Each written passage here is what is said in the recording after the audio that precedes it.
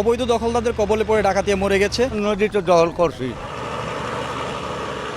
এক সময়ের খরস্রোতা নদী ডাকাতিয়া চাঁদপুর শহরকে বিভাজন করেছে এই নদী। এক প্রান্তে নতুন বাজার, অন্য প্রান্তে পুরান বাজার। দিনে দিনে দখলদারদের দৌরাত্মে নদীর দুপার ভরে গেছে স্থায়ী অস্থায়ী স্থাপনায়। তার সঙ্গে বালু ব্যবসায়ীদের নজরও পড়েছে।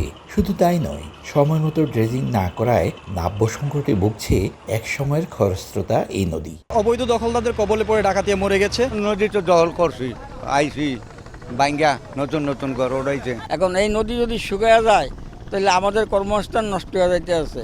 অবৈধ দখলকারীদের চিহ্নিত করতে চলছে জরিপ। তবে তালিকা পেলেই প্রয়োজনীয় ব্যবস্থা নেওয়ার আশ্বাস জেলা প্রশাসকের। নাব্যতা সংকটের কারণে এই নদীতে আমাদের পণ্য উঠানামা করতে যথেষ্ট ব্যাগ পেতে হচ্ছে। বছরখানেক যাবৎ আমরা আমাদের যৌথ জরিপের যে কার্যক্রমটি সেটা পরিচালনা করছি। জেলা প্রশাসন কর্তৃক একটি কমিটি গঠন করা হয়েছে। সেই কমিটির কার্যক্রমের ভিত্তিতে আমরা হয়তো বা মাসখানেকের মধ্যে বাকি যে কার্যক্রম আছে সেগুলো শেষ করতে পারবো। নগদে 500 টাকা বা তার বেশি পেমেন্টে পেতে পারেন ঢাকায় জমিসহ 20 কোটি টাকার পুরস্কার।